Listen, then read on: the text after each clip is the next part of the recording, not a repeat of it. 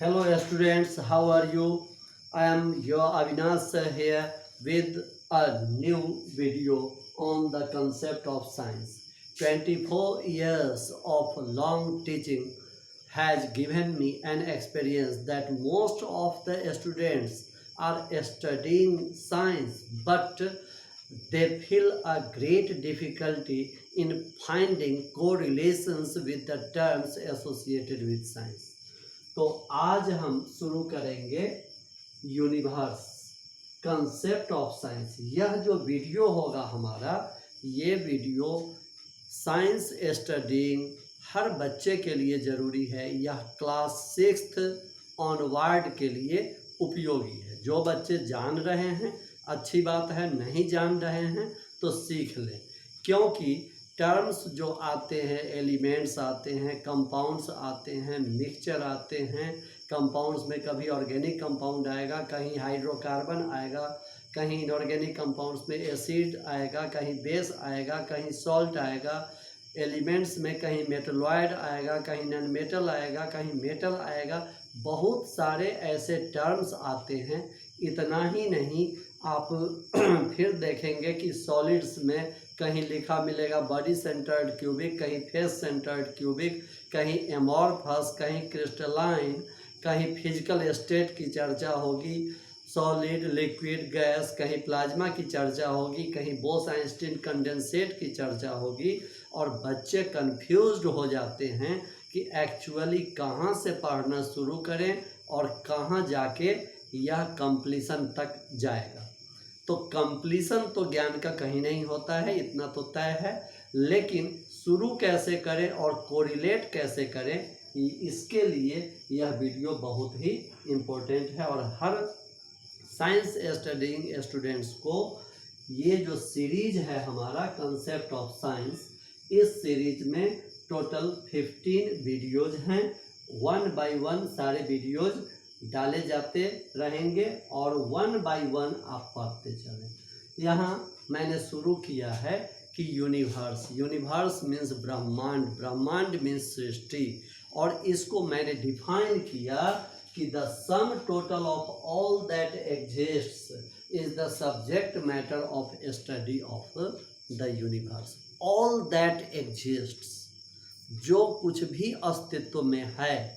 आप पूछेंगे कहाँ अस्तित्व में है, कहाँ नहीं पूछो, ये समझो कि जो कुछ भी अस्तित्व में है, whatever there exists, everywhere, anywhere, हर जगह, सभी जगहों को मिलाकर जो कुछ भी एग्जिस्ट कर रहा है, वो सिर्फ अर्थ की बात ही नहीं होगी, वो सिर्फ हमारे सोलर सिस्टम की बात नहीं होगी, वो सिर्फ मिल्की वे की ही बात नहीं होगी, ये पूरे यूनिवर्स, पूरे ब्रह्मांड की बात है।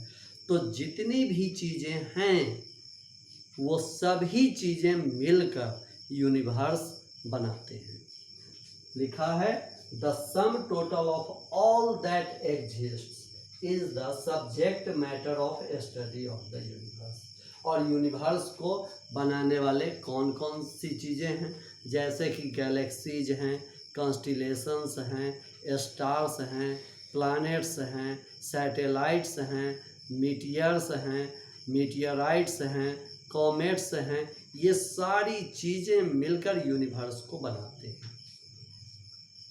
तो अब हम शुरू करेंगे। यूनिवर्स में जितनी भी चीज़ें देखते हैं उन सभी चीज़ों को, सभी चीज़ तो बोले नहीं क्योंकि एनर्जी कोई चीज़ नहीं है, लेकिन जो भी हैं यूनिवर्स में, whatever there exist in the universe can be classified in 2 categories. The first category is matter and the second category is energy.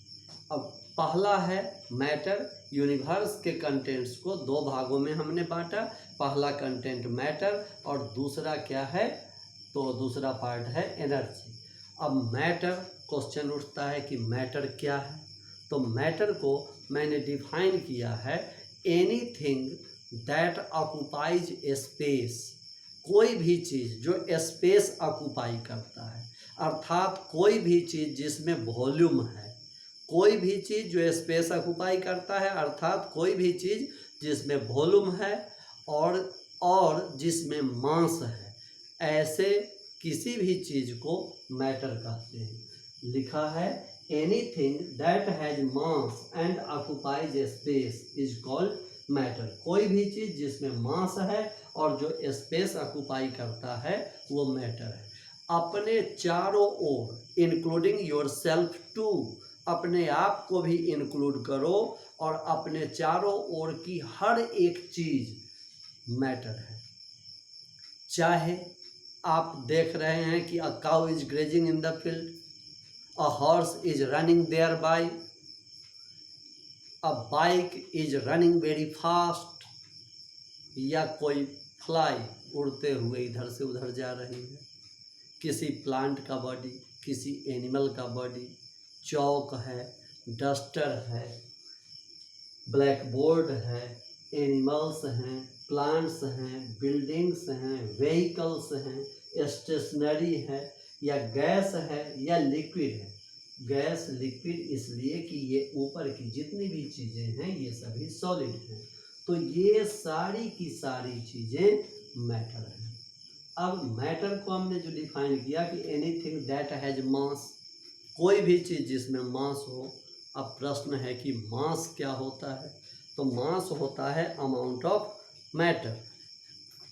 Amount of matter, the amount of matter present in a body is called the mass of the body.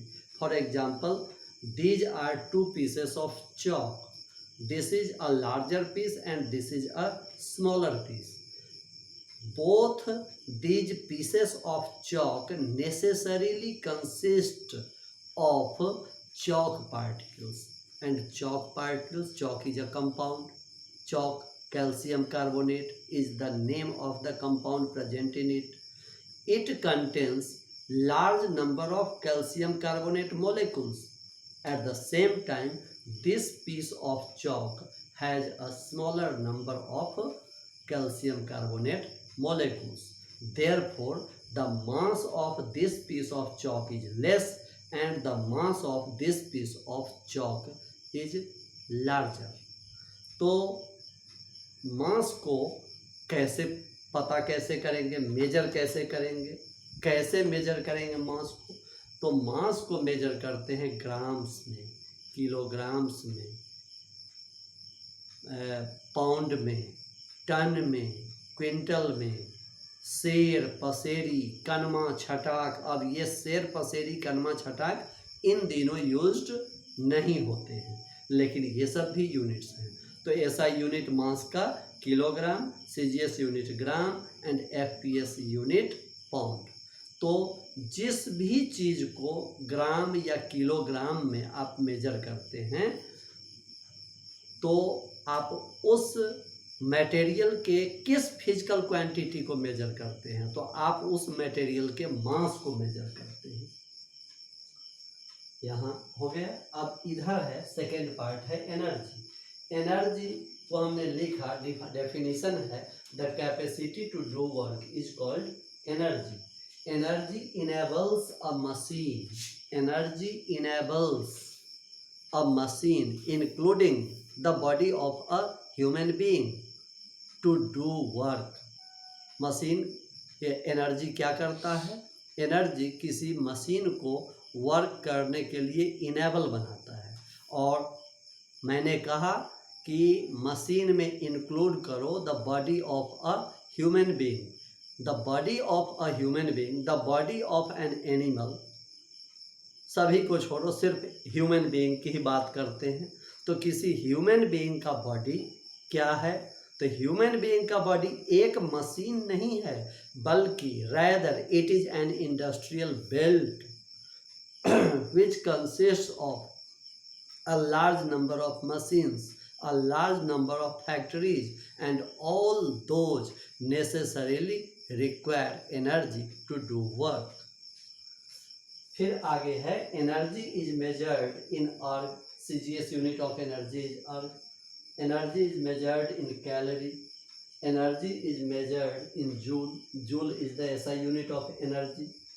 और फिर नीचे है ये law of conservation of energy है, energy can neither be created nor be destroyed, rather it can be transformed from one form to another. Energy को, ऊर्जा को न तो क्रिएट किया जा सकता है, ऊर्जा का न तो सृजन किया जा सकता है और न ही इसका विनाश।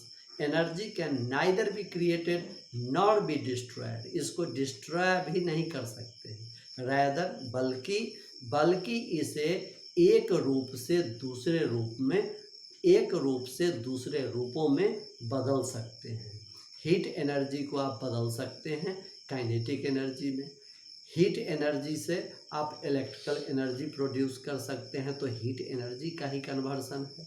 इसी तरह केमिकल एनर्जी को लाइट एनर्जी में, केमिकल एनर्जी को साउंड एनर्जी में।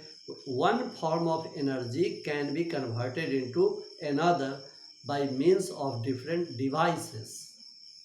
एक रेडियो क्या है, तो रेडियो इलेक्ट्रिकल एनर्जी को साउंड एनर्जी में कन्वर्ट करता है, या केमिकल एनर्जी को साउंड एनर्जी में कन्वर्ट करता है।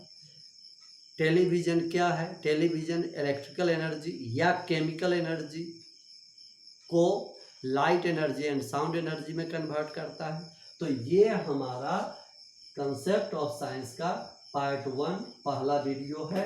इस सीरीज में 15 वीडियोज आएंगे, 1 बाय 1 देखते चले क्लास 6 ऑनवर्ड के स्टूडेंट्स। और यदि आपको पसंद आए तो आप इसे लाइक, सब्सक्राइब एंड शेयर अवश्य करेंगे। मेरे चैनल का नाम है केमिस्ट्री वाला by Avinash sir. Thank you very much.